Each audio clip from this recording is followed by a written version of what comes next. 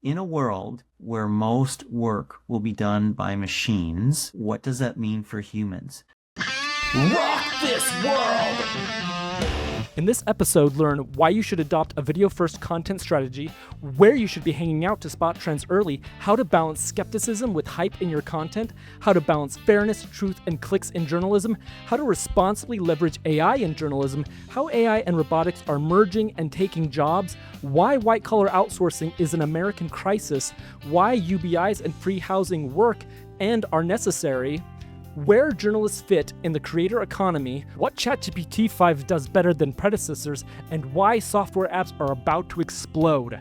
ChatGPT 5 released yesterday? I saw that you wrote a bit about it. I just kind of want to get your thoughts on how it's different than 4, if you were blown away. Yeah, I am pretty excited about it. I mean, supposedly the hallucinations are way down, so that's good.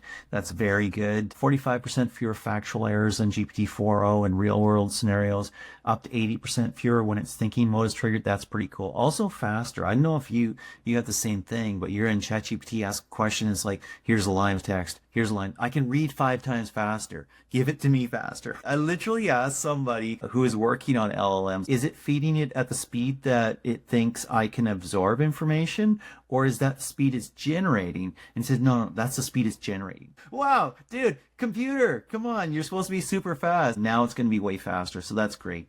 I saw some people got it and then lost it. Some people got it and they were pissed off because they didn't have access to the different models, and they liked having the 3.0 or the 4.0 or the whatever, different models for different things that they're kind of strong at. Now, I kind of trust, see how it goes, that 5.0 will pick the right model and just go to it. So that's cool. So faster, smarter. I can take a bigger input context window. So that's good. 256,000 tokens, 600, 800 page book. That's huge prompt. Where that really comes in handy, especially in the marketing world, is data. You've got a massive data set, and I've had data sets that don't fit on your laptop, right? And maybe that's too big still, but if you got a massive data set, load it up. See what happens, see what magic happens. So that's really cool. One other thing that I don't think that they mentioned, like nobody's talking about it, but you saw it in their presentation, and we've actually seen it in our testing already, better charts. I don't know if you sort of compared. Like visual, Yes, pictures? charts and graphs, exactly. Way better visuals. So if you looked at like Claude, I call it Claude because I'm Canadian, so I'm a little bit of French. I know it's Claude to everybody else, and from Anthropic. If you look at Anthropic's tool, way better charts historically, way better visuals. And now I'm not sure OpenAI has caught up, but they're way better. I mean, their charts have lacked. Yeah. I feel that pain. Even very recently, I was still having issues with text in images, either being there when I don't want it or just not being comprehensible when I do want it there. So I'm very excited to hear that, because I do use ChatGPT, at least mock-ups. I have been getting some good outputs more recently, and sometimes I'll actually even use those. Very awesome to hear that that's coming hopefully a long way. So, because that was the underperformer. Yeah, their images in general have been pretty good. I built an agent to make images in a certain style that I wanted on GPT 4.0. That has been good. I haven't had complaints on that. It's been slow though, and I'm looking forward to greater speed in 5. One other thing I'm super excited about, and that is software on demand. I mean, it's pretty funny because I've been in the low code, no code space for a little bit, sort of tangentially, and I've talked to people on that over the past few years. You saw predictions from players like Microsoft saying, you know what, the number of software applications is going to 10x, 100x. There's going to be millions of new applications. And I was always, okay, yeah, maybe, possibly. And no code tools and low code tools really helped you build funky little apps just for your own use, your company's use or something like that. But this on-demand software that you prompt and create, I don't know if you watched the reveal, but there was an early beta tester. He created an app where it was on his computer, and he was using the camera on his computer, and it was mapping the locations of his hands in real time, and he was able to control on-screen stuff. He was an artist, and he could control what he was drawing and all that stuff. We're talking augmented reality type of stuff, implementing a camera, finger tracking, interactivity. This is not insignificant software that you might expect a real software development team to take some months to do. This is a game changer. So I think we're going to see an explosion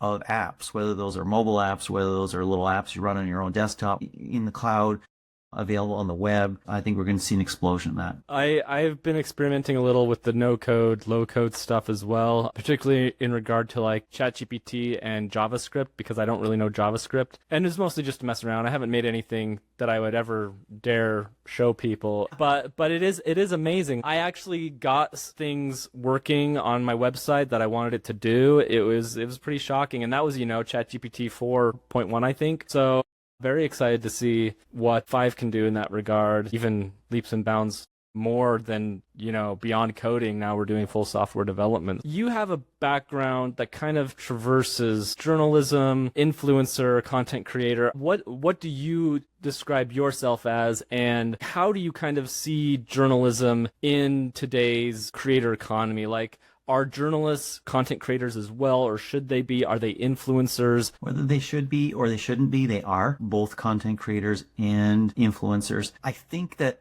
as a journalist, you should trend away from being an influencer, and you should trend away from being a content generator. I hate the word content. It's so, I create content. What do you mean you create content? What do you know? What are you passionate about? What do you actually write about? What do you create videos about? That's more interesting to me than just content. But as a journalist, you want to tell true stories, accurate stories about what's going on in the world. And so that means not inserting yourself too much into the story. That's vastly morphing, obviously, as we see all the people with Substacks or YouTube channels, not guilty as charged, on the YouTube channel and other things like that, right? Where, especially in a Substack, you'll see journalists who maybe got out of the traditional journalism space, and they developed a niche, and they're writing about that niche. They have a point of view, and they're free from the constraints of being in a more traditional newsroom. So that transition has been going on for, you might argue, decades, but certainly accelerated in the past 10 years and 5 years in particular. That's definitely happening. For me personally, how I see myself is very, very, very simple. I learn stuff and I share stuff. I'm a curiosity machine. I love to learn things. I love to find out about things. I am omnivorous in a lot of ways. I mean, I love tech, obviously. I love space science. I love marketing tech, ad tech, even other things like that. And there's a variety of other areas. I'm deep into robotics, humanoid robotics and stuff like that. I've interviewed most of the CEOs of the 10 leading humanoid robotics companies on the planet right now. And there's so much happening there. It's incredible. So I just love learning stuff and then sharing. And that sharing can happen in text. That sharing can happen in video. That sharing can happen in audio. There's lots of different ways, and there's other ways that others use that aren't my native language, let's say. So you mentioned that you have interviewed some of these like top leaders in the tech space in emerging areas, and also that some of these journalists are moving away from like a traditional newsroom kind of career, I guess you could say. I'm kind of curious how you managed to get kind of embedded in some of these spaces or in some of these companies, and how maybe others moving away from a traditional newsroom model might do the same and get to a place where you can interview some of these leading, hugely influential world leaders. The best careers are kind of accidental, in my opinion. They're kind of tangential. They go off in different directions. They're unplanned in some ways, and weird things happen, right? But I think for me, the key is that I'm a default yes person. If I see something and it's interesting, I kind of default to yes. Hey, cool. Let's learn about that. Let's go there. Let's try that. Let's do that. That sort of thing. Some people are default no people, and they're like, I focus. I'm going to do this. And you can be very, very successful doing that. And that's a wonderful thing. I'm kind of a default yes person. Maybe that's an ADHD personality. I'm not entirely sure, although I don't have that in other facets of my personality. But I mean, the accidental and the tangential part happened when probably 15 years ago or so, the company I was with just got acquired and abruptly shut down, fired everybody. So I had been in tech. I started my career as a staff writer at an educational company, went into tech, built some sites, built some apps and other stuff like that, and was working in tech for this company, and just everybody was sort of Damocles across the entire force. And so then I thought, what am I going to do? And I looked, and it was a little agonizing, and I started writing. I started writing for VentureBeat, and I started writing a little bit here, a little bit there, a little bit more. Eventually became full-time, and that was actually interesting because that was my dream from childhood. I wanted to be a journalist. And so I was doing that, and then I got deeper in there. I started commuting to San Francisco from Vancouver, where I live, every other week. So you wake up, where the heck am I? I don't know. But it was great. It was tons of fun. It was wonderful. Eventually, I wanted to start building stuff again. And so I struck out on my own, and I started consulting. To scratch the writing itch, I became a senior contributor at Forbes, so I could still write and communicate that way, because that's near and dear to my heart. That's core to my being. That's part of who I am. But what I started to do as well, I started saying, hey, you know what? I'm having all these conversations with these super smart people. About 3% of that makes it into an actual story. 3% of that half-hour interview, like 5 quotes, 3 quotes or something like that, a bit of background information, makes it into this Forbes post. That's stupid. Maybe there's a better way. And so I started recording them, first audio and then eventually video. And so then that started the YouTube channel, where I focus more than the audio podcast stuff. I release all the stuff on audio, all the audio channels. It's TechFirst if anybody's interested, and you can find it anywhere. But YouTube is where I focus more. I actually make more from YouTube now than I do from Forbes. It's not something where I could say, hey, I'm going full time there, but I can envision a future in which I focused on it and did that. And that's cool. And I'm getting sponsorship offers and stuff like that. And I haven't accepted any right now because, you know, it's fun. That's a side piece of my business. It fuels my Forbes stories, and I enjoy doing it, and I don't really need to make money, and I get a little bit of cash from YouTube just from ad sales and stuff like that, right? So we'll see where that goes. Maybe that'll be something cool. It'll really depend on the company and really depend on the product. I'm not doing crazy weird stuff or something that feels off or just not core to me or unethical or anything like that. And then the other side, I've done all the consulting, right? And that's mostly focused on ad tech and martech, and I've enjoyed that mix. You mentioned doing more with like video and audio. I'm glad to hear you say that, because my thesis recently has been like the future, or maybe even just the present, is video. You should be recording everything you can, like client calls, meetings, interviews, obviously, just anything you can record, especially video format. I think you should. You won't even maybe use half of that, but with ChatGPT and stuff, you can do a lot of great scraping the transcripts, analysis of the content that might perform the best if you aren't, you know, in a place where you can do that yourself or don't have the time. I just think that video is a lot easier now to have such a wealth of information, and then using modern AI tools, really pick it apart and see what works well. And I have this kind of pipeline in my head where I build something like a podcast first, and I did this at a previous client, but start with a podcast, and then that podcast content just gets repurposed in a million different ways, whether it's like video shorts or infographics. We use the transcripts to make long, really good SEO ranking like articles. I'm glad to hear you say that that's basically what you're doing. Absolutely. I think you're 100% right. And that's called sweating the assets, right? So you have this asset, and that's a conversation with somebody who might be a world leading expert in their space. And if you're interviewing the right people, they are, right?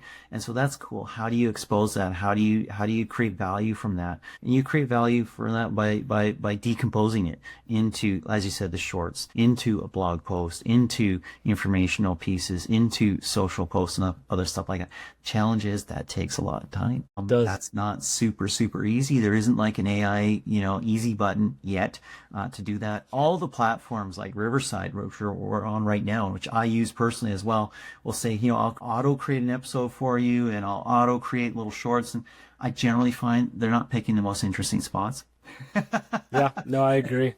And it's faster for me to scan through a transcript. Oh, that's good, mark it. That's good, mark it, and grab that and do something with it. So they're trying. Guess what? They're going to get better, and they're going to get better, and they're going to get better. This is a common saying, but everything you're using right now for AI is as bad as it's ever going to be, right? It's getting better all the time, right? So yeah, there's going to be some good stuff. That's a really good point. So earlier you were talking about journalists need to have a focus on accuracy, truth. So there's this classical tenet in journalism that like both sides of a topic deserve coverage. I have worried that this has legitimized and spread harmful ideas, especially as we move into this like misinformation or disinformation age. And I'm kind of curious if you agree, and how journalists and creators should approach like fairness in coverage and storytelling. It's a really, really good question. And it's a really, really tough topic. On the one hand, you have the relatively easy stuff. I think, you're talking about a story, you talk about the Earth as a globe. On the other hand, the flat Earth contingent say, I don't feel the need to do that. Okay, you're crackpots. You're morons, you're ignorant, and willfully so, because there is tons of information out there, and you can actually settle it yourself by going to the right places on the planet where you can see the curvature of the Earth on like a bridgeway deck that disappears into the distance, like near New Orleans, Lake Pontchartrain, or whatever you call it. Anyways, so there's that thing. And I feel fairly similarly about anti-vaxxers and many of the other things that we see these days. Okay, that said, I think that there is some degree of fairness in journalism where when people are critical to a story, you be as fair to their position as possible. And also, you will find glaring sign that you are on a very partisan site when they choose photos of people that they are attacking, people whose positions they do not like, people on the other side or wrong side. They'll choose the worst possible pictures, right? Somebody who, they're mid-sentence or whatever, they'll choose a picture that makes them look stupid or evil or whatever. So you have to have standards as a journalist. And look, I honestly believe that you cannot be an ethical journalist at some publications. That could include some of the Fox News publications. I just saw a clip from Jesse Waters, and he's talking about invading Canada. We'll just take Manitoba, and we'll take Alberta, and we'll take, some other province that he's talking about. I mean, you are just a propagandist. You are not a journalist. You're an entertainer, and you're a dangerous one, right? On the other hand, you probably have others on different angles of different sides that are similar as well. So it's a challenging world today. We're in a post-truth society. There's no trust anymore. What I say is as valid as what somebody else says, as valid as what somebody else says, no matter what's behind it, no matter what logic is behind it, no matter what evidence is behind it. Evidence can be faked. I mean, we have deep fakes all over. We're just on the cusp of this. We have this now, but it hasn't really penetrated or killed our culture. But deep fakes and just knowing what is knowable and knowing what is truthful is getting harder and harder. Also, you see that people have unrealistic expectations of journalists as well. Where a journalist, is going to be writing something and they have a couple hours to do so. I'm sorry, but they can't always do an exhaustive background check on every fact or on every person that they're interviewing or talking to. And so they do their best. But there's going to be some errors. It can be challenging. Kind of reminds me of what I've also heard about scientists. I've heard scientists say that they feel like they always have to be right, even though the whole process is that you're going to be wrong a lot to find truths. Scientific naysayers will point to old science that has, since been updated, and they'll be like, well, they've changed their stance. And I'm like, yeah, that's science at work, but people look at that as if it's a bad thing. And so yeah, I totally get what you're saying, and I think that even extends to other spaces, and I think that's important to call out. One thing regarding journalism these days, very clicks, ad-driven. Sometimes I feel like the things that we need as consumers or as an educated populace are not the things that necessarily drive clicks. They aren't necessarily the most sexy topics. So I'm curious how either we as consumers or publishers can kind of balance being ethical and transparent and having content that is educational, deep investigative journalism, while balancing these 24-hour news cycles, being the first to hop on a trend or cover a story, optimizing for clicks and ads. It's a problem that we've had since the beginning of journalism, right? Even in the print era, you always had sensationalism, you always had interest. A news diet, just like a food diet, should have some balance, and that's where you and I bear some personal responsibility for our news diet. Are we going to have some junk food? Yeah, we probably will. Do we sometimes do stuff just for entertainment value? Yeah, we probably will. But should we actually make a choice and make a decision and make the effort to digest that long form article on this topic that's near and dear to the future of our society, where our politics are going, international relations, other things? Yeah, we should. Will everybody? No. So it's a real challenge. The part of journalism or the media that I hate the most is this sort of reaction piece where, somebody doesn't do any work whatsoever, but they see some other story, they see somebody, or they see an Instagram thing, and so pop star wore that, or such and such influencer or personality or celebrity said this, and there's like 300 words. Here's what they, what they said, or there's even longer, but it takes forever to.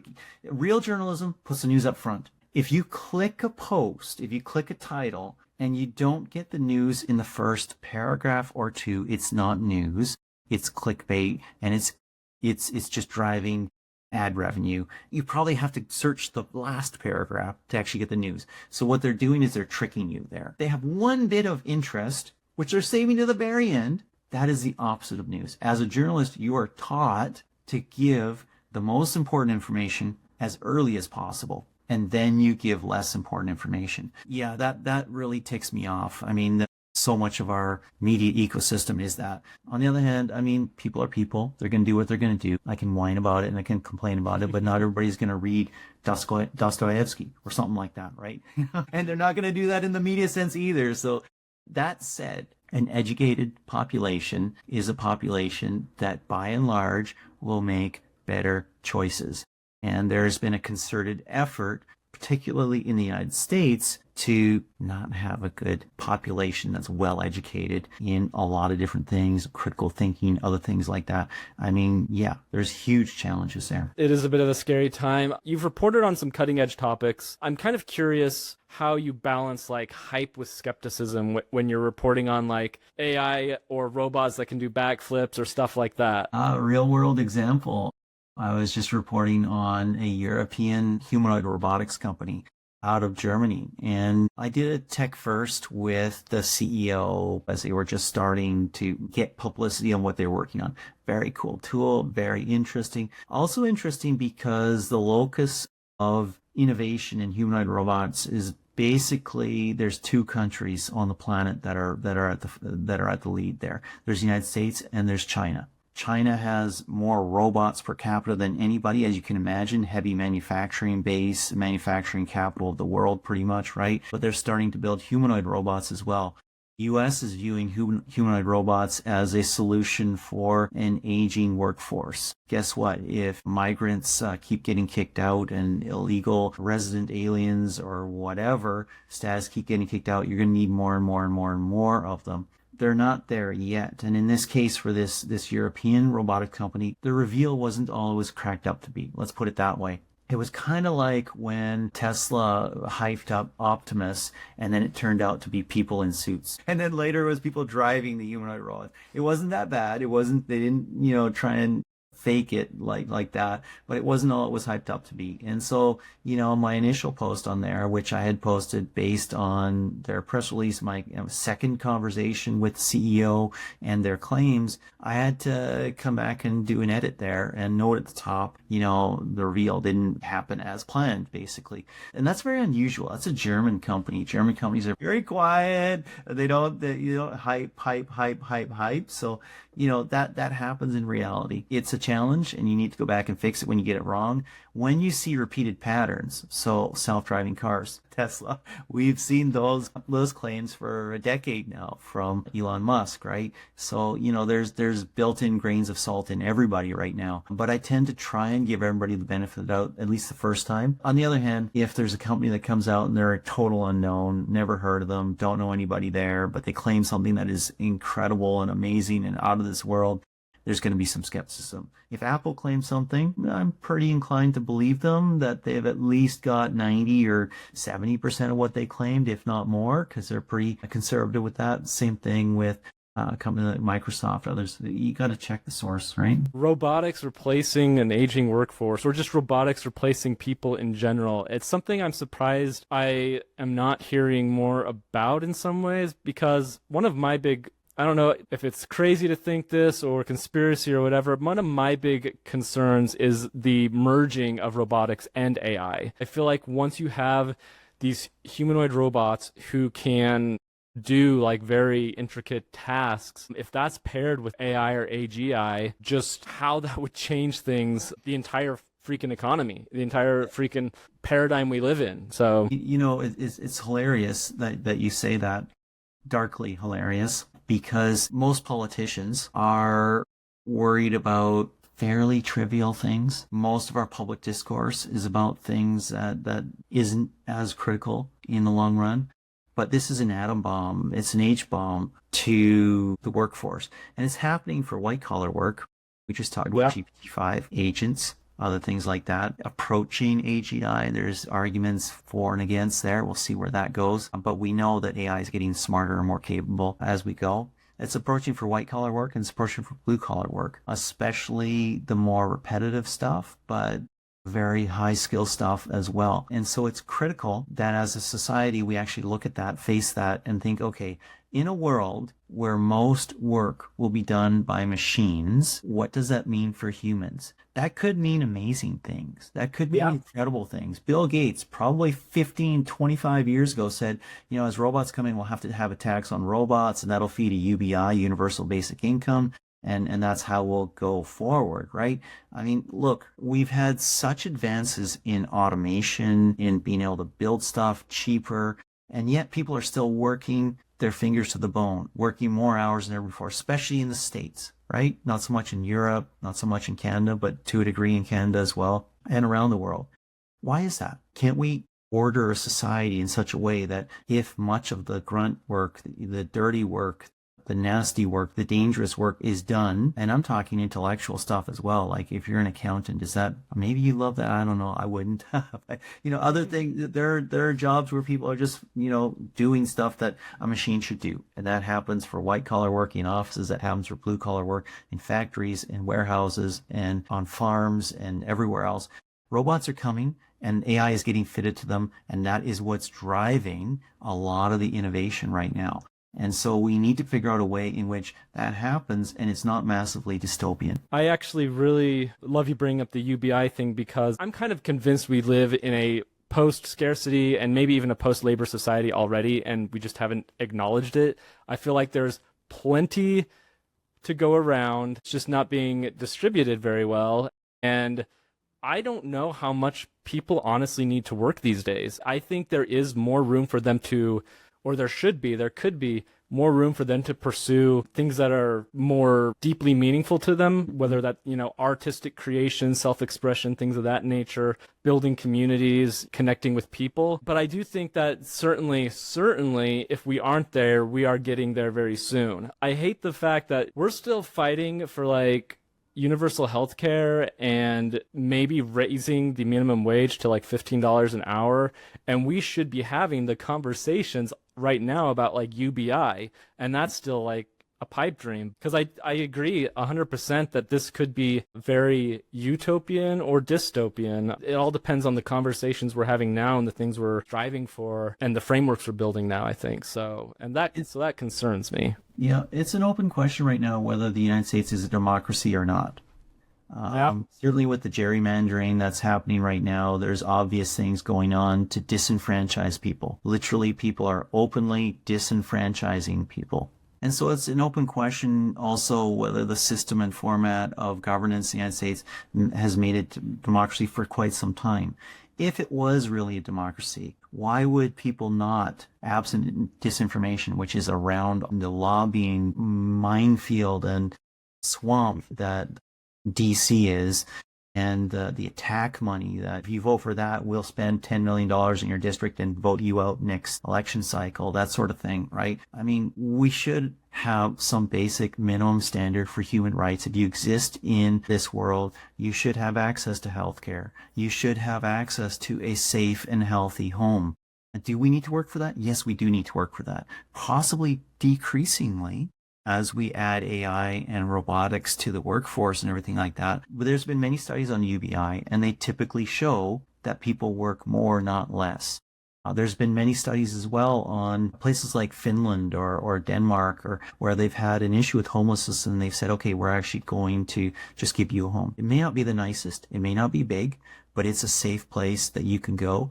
That reduces crime. It actually costs less than fighting all the downsides of homelessness, and it makes for a better society generally.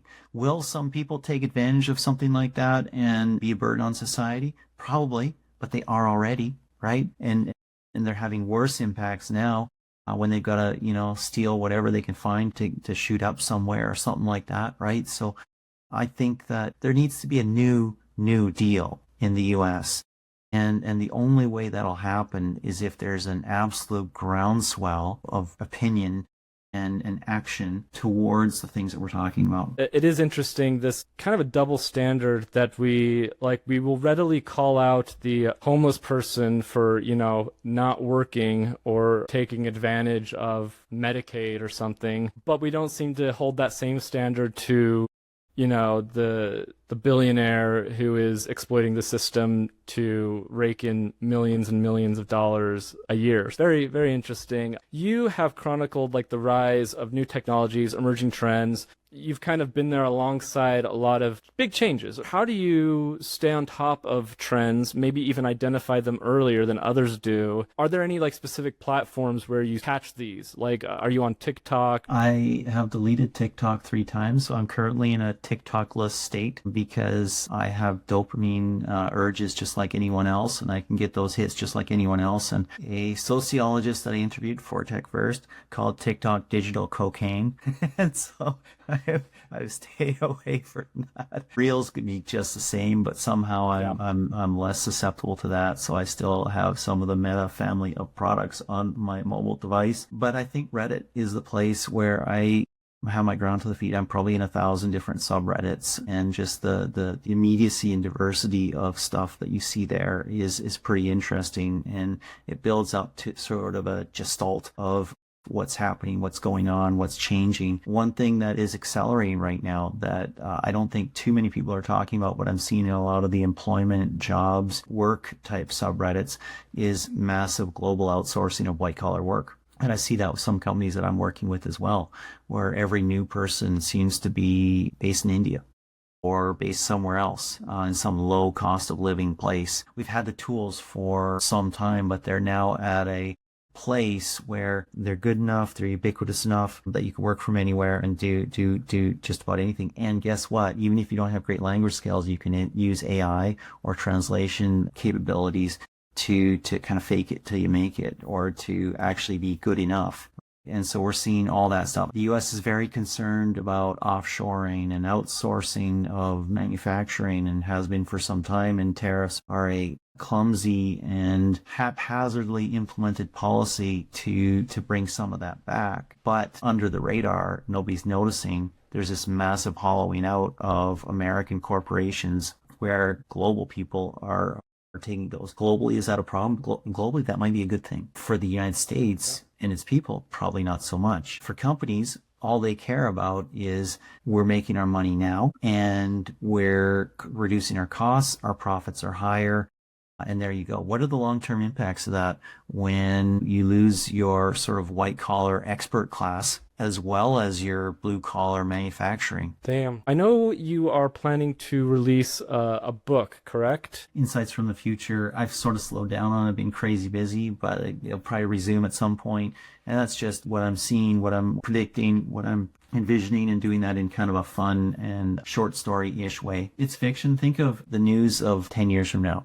That sort of thing, yeah. Have you done short story or creative writing type stuff like that much before? Is this a new exercise for you? I've done short stories quite a bit. I also published a work of science fiction called No Other Gods, which did really, really well, actually. So yeah, I'm pumped about trying this different thing. One of the stories is Apple Watch divorce, and this is about a couple, and then her complaint in the divorce was we could never have sex spontaneously. Every time he needed to get his Apple Watch on first and turn on a workout to record his calorie burn. I totally see that. Not necessarily that specific scenario, but yeah, I totally do. I can't work out without my Apple Watch, or I guess for me it's a Garmin, but it is interesting the way we kind of box ourselves in, because you don't need that. You can just go for a walk. You can do some jumping jacks. You don't need to track it. Apple's always had workouts like walking or weightlifting as part of its Apple Health experience, but the company's latest Apple Watch added a workout labeled sex for the first time. No, this is in the story? That's future news.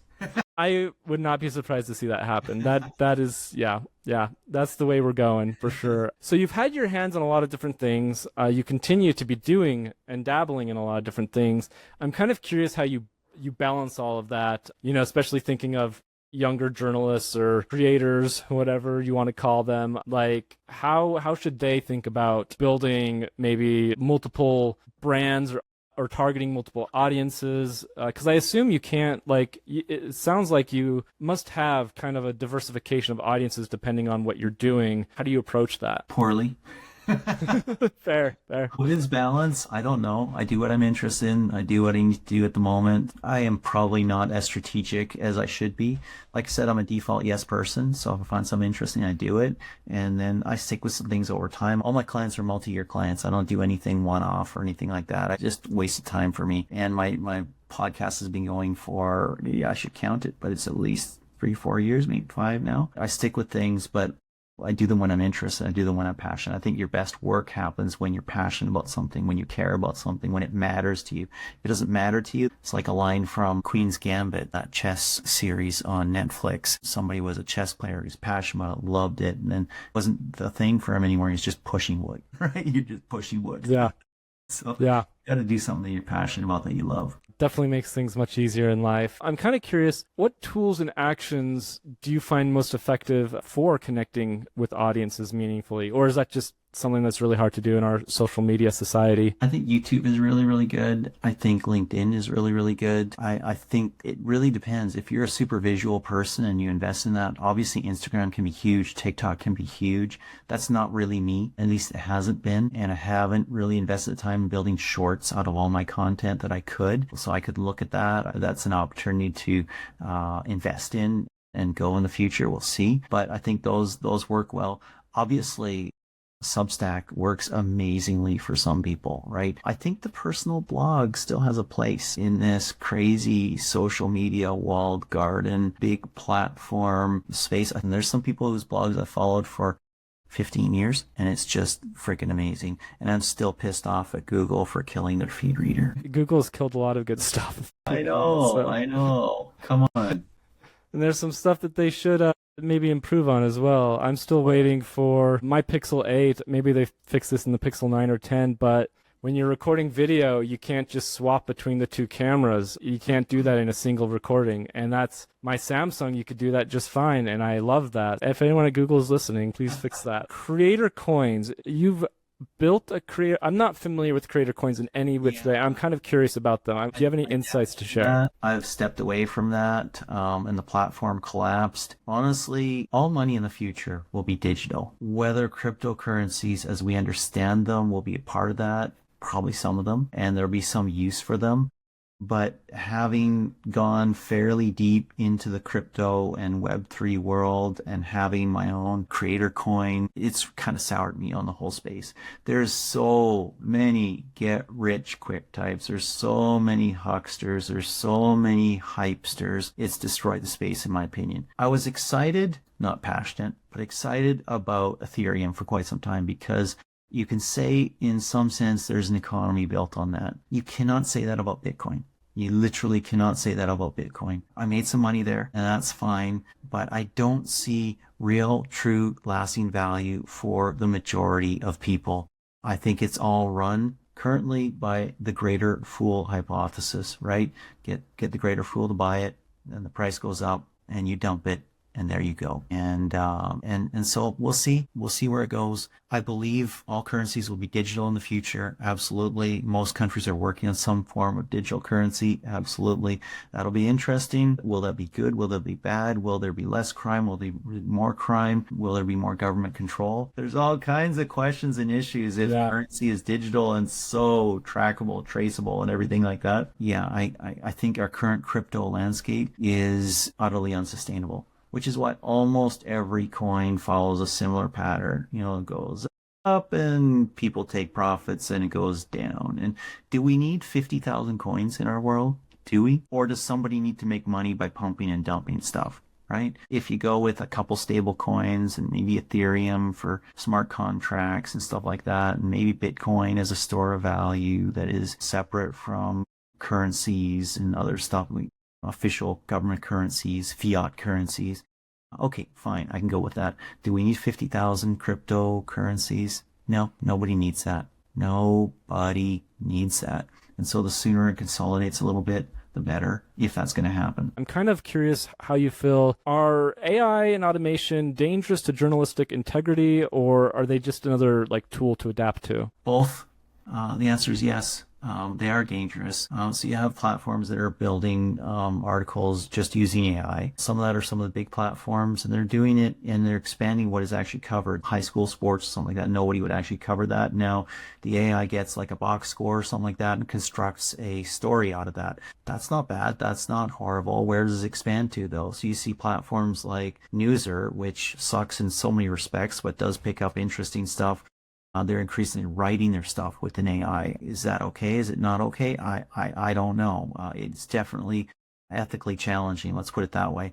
But do I use ChatGPT to research the things that I'm doing? Absolutely. Do I use it to summarize podcast episodes that I'm going to write a Forbes story on? Absolutely. Do you have to double check your quotes when you take it from ChatGPT? Yes, because it'll invent what people said sometimes. So you have to be careful. You have to be cautious. The Luddite response is to turn away from all the stuff, right? And probably the smarter response is how can we use this and stay true to the values that we have? I love that. I really appreciate you taking the time to talk to me. Anything you'd like to say in kind of closing? No, words of wisdom come to mind. I love what you do. Well, thank you so much for being with me, John. I really appreciate it.